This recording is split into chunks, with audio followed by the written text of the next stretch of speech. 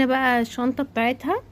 كنت قبل كده موريها لكم او موريها لكم واحدة شبهها يعني، وما كنت في كارفور وكده قلت لكم نفس شنطة مريومة.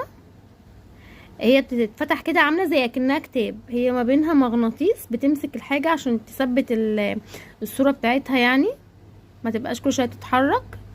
ففيها 3 صور عاملة زي الكتاب كده، شايفين طبعا يا بنات. هي بتحب موانا، فهي ساعتها هي اللي اختارتها يعني برضو.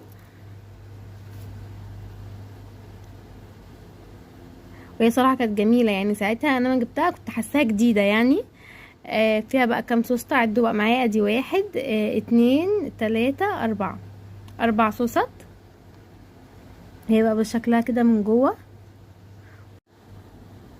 برضو، هي برضو من بره من بطانه كده من جوه، ومن بره برضو عامله برضو كده عشان لما اما اصلا الطفل يجي يلبسها تبقى مريحه على ظهره.